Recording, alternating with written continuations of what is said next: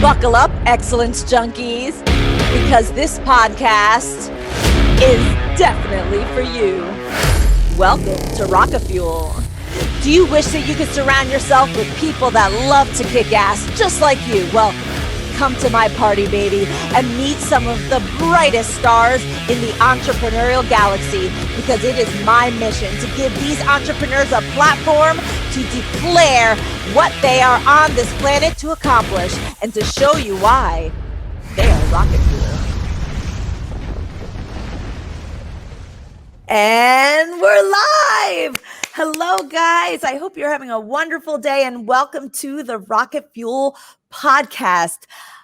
How many of you have recently been saying, I remember when I could do that. I remember when my body could do that. Well, that's what we're going to talk about today. I actually turned 50 yesterday, and Cynthia, that was going through my mind. So I am so happy that I met you. So I want to introduce you guys to Cynthia Crossiant. She is Fitness Simply Done. She's the owner of fitnesssimplydone.com. And what I love, I'm going to say why I think you're rocket fuel first.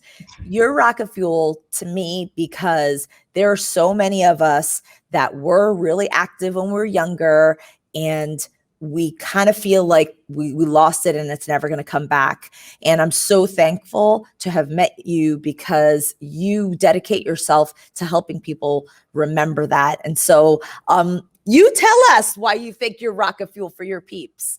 Yeah, well, happy birthday, Wanda. Oh, it's so good to be here. Thank you so much for having me. Yeah, so that is exactly what I went through. So I was active growing up. I've always been fit.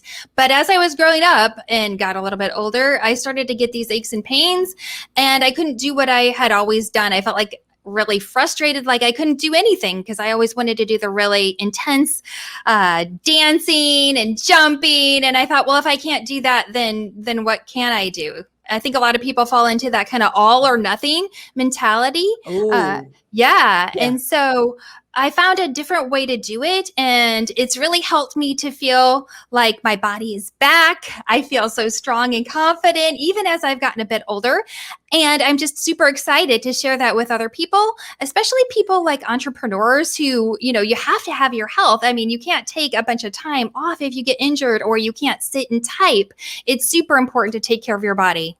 Yeah, absolutely. So tell me, I mean, right now you're like, oh yeah, I'm so happy and I can do things and whatever, but I know that it didn't start that way. So kind of like bring us back first of all, before you started feeling your aches and pains, like what does active mean? Like what was your lifestyle like when you were like super active and younger? Because you're still fabulously young. Thank you. Yeah. So growing up, I was a dancer. That was my job. Like when I was 14, I started to teach dance classes at the dance studio that I was taking classes at. I even went to college thinking I was going to be a dance major. Jenna Fisher and I were friends. We were in musicals together. So that was a big part of my life. But I decided that, I don't want to do this as a job. So I changed my major. I know that you are a kind of a nerd and very into science. And I too am like that. I got a PhD in geography. With a concentration in the human dimensions of global environmental change. So I am a science geek at heart myself.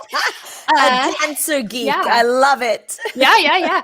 But I had spent a lot of time kind of hunching over the computer, drawing maps with this kind of mouse arm, kind of stuck in an office. I tried to get out and work out here and there. I got a black belt in Taekwondo kind of during this time when I was getting my PhD. I love that. But I did spend a whole lot of time hunched over a desk, lots of work, lots of late nights, lots of sitting. And I started to pay for that, and that I was getting aches and pains. I was getting numbness going down my arm, TMJ, sore in my back. And when I could hardly even grasp stuff anymore with my hands, my fingers were tingling.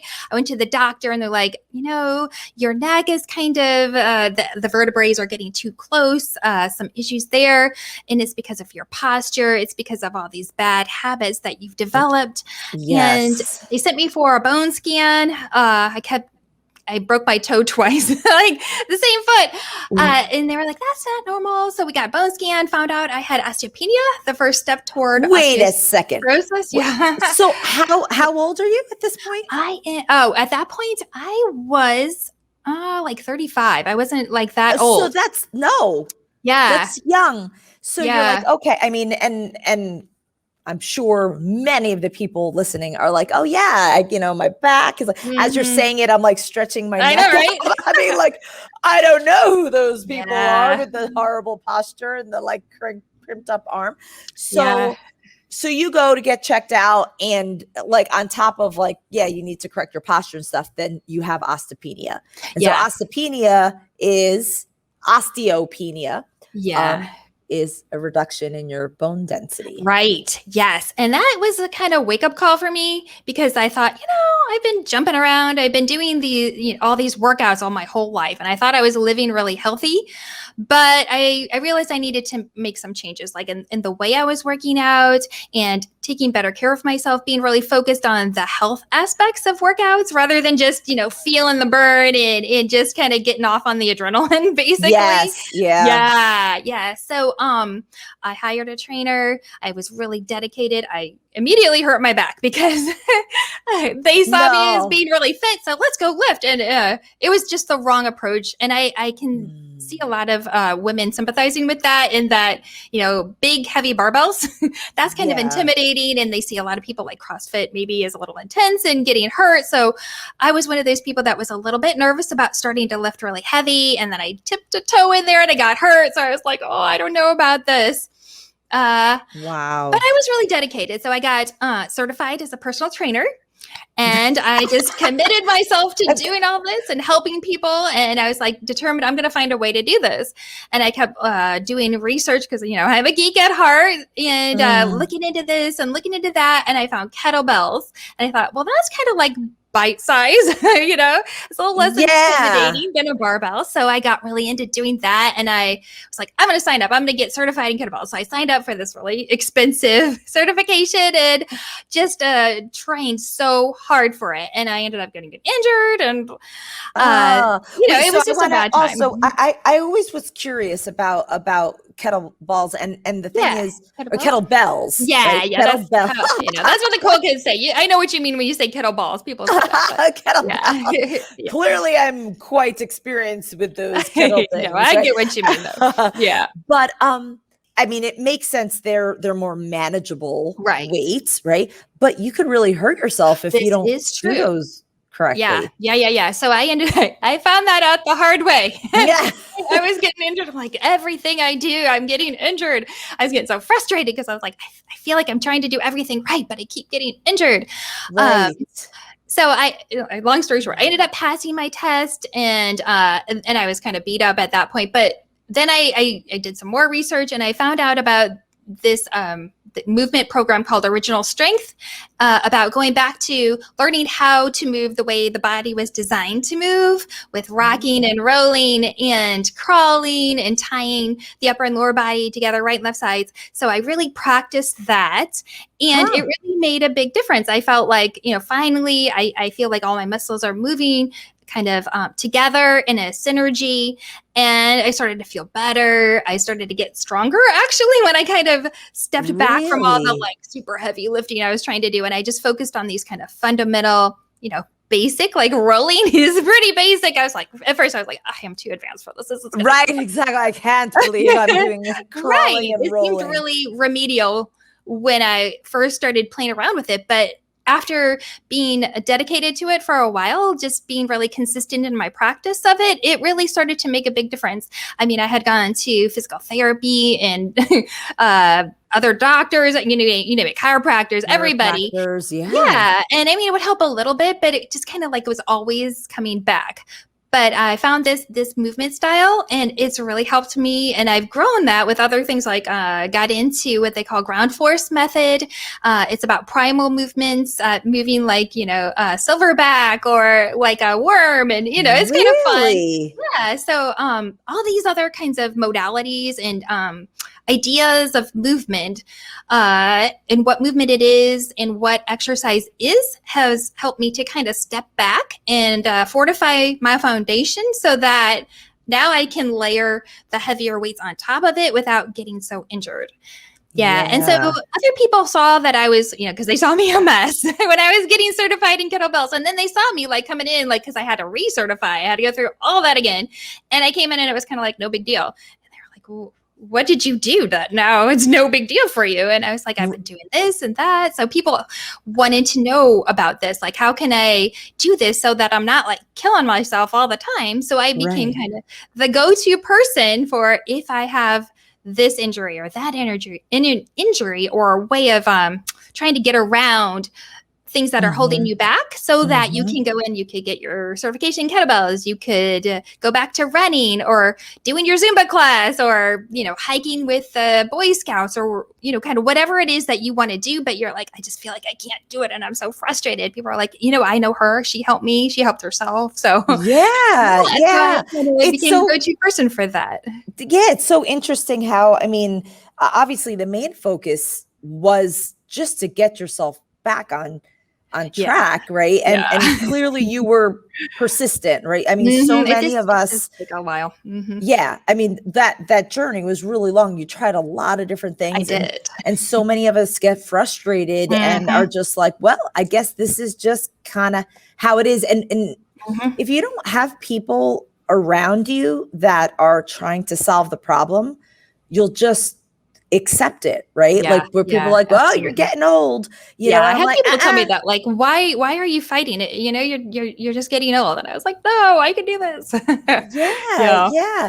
And the difference is it depends. Now this whole like quote unquote feeling old, right? This is really just, I remember when I was 31 and I got out of bed one day and I was just like, oh, my neck, like I felt really like cricky, my neck was crimped and I was like, well, I guess this is the beginning of feeling crickety or whatever. I know, like this is what I'm and for me at that time it was starting Bikram yoga and it really made a change for me. And then years went by and that kind of went away from my life or whatever. But my point there is that we could be quote unquote feeling old, like at any age. That's true. That's really true. Yeah. Good point. So these sorts of movements are really important. But I think what happens is we do get to a certain age where it seems to just be more acceptable. Like this is part of the journey. You're no longer going to be able to go hiking or do the thing. And then you just lose, you're just like, yep, guess that's it. Yeah. But worse yet, you're even like, well, if I can't do that, like I've always done, then I guess, what do I do? Right. Exactly. Exactly. And like you kept on saying like, okay, I can't do that, but maybe I could do this and that. And it kind of brought you around. And we had talked about when I first met you, like how this was like a reset, for your body. And, so what I want to do, I know we'll talk more about this, but it was cool because I had asked you, like, what are the most common things that people need to reset? And you were like, well, there's a lot of things, but we settled on like back pain. And I'm like, all right. That is a common one. Absolutely.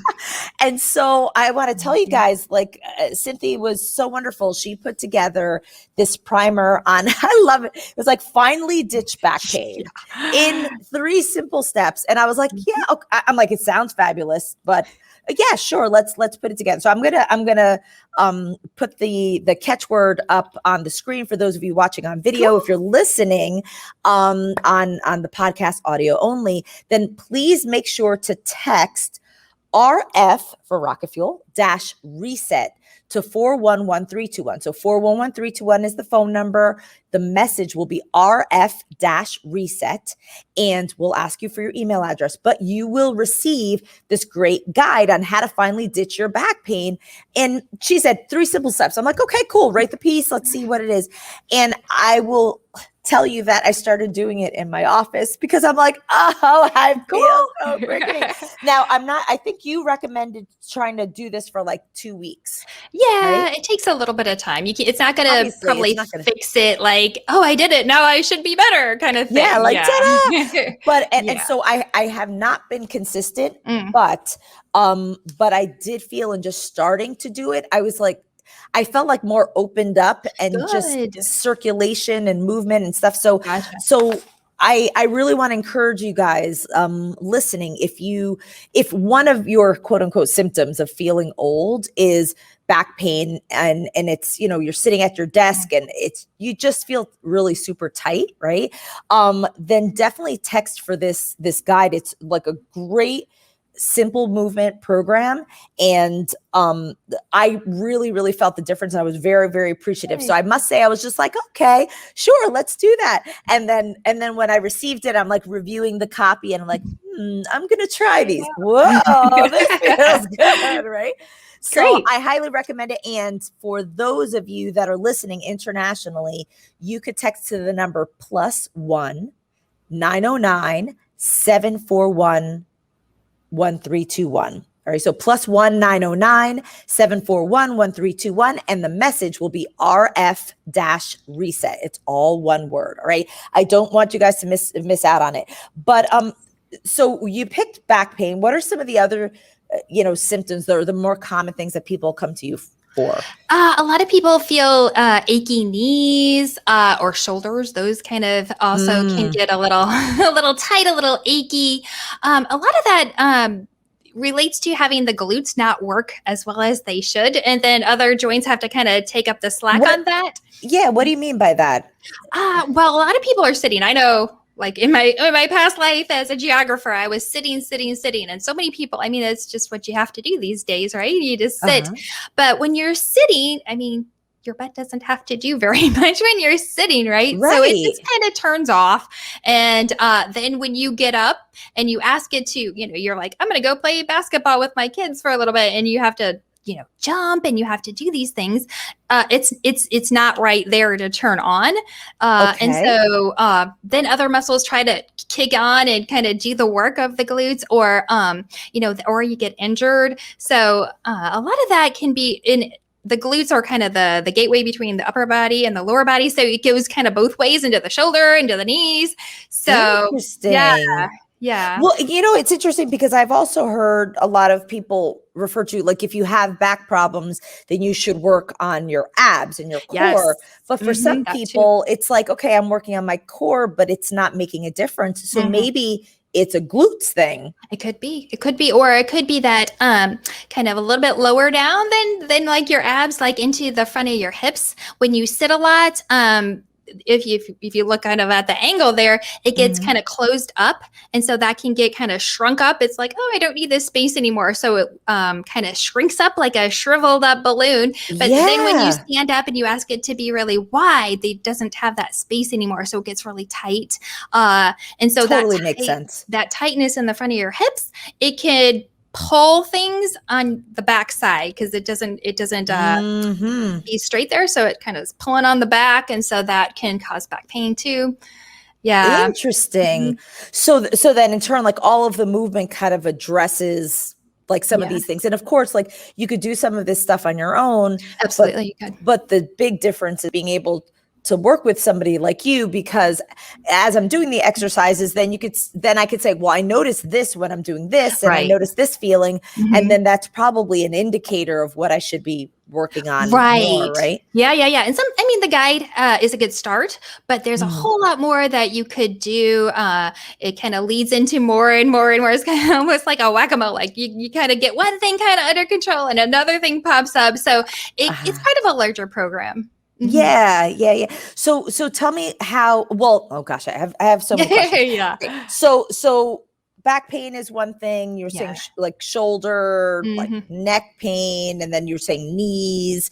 And so typically will people come to you to work on a specific part of their body, or is it like, okay, this stuff is like not working and you just put them on a holistic program? What does that look like? Right. So we could go kind of both ways. Sometimes people are like, I really want to do kettlebell swings or, whatever it is, except that really hurts my back. So we can focus kind of explicitly on that. And I do have a course on addressing this back pain that goes into a lot more depth. It's for a longer period of time. It has a lot more support with it.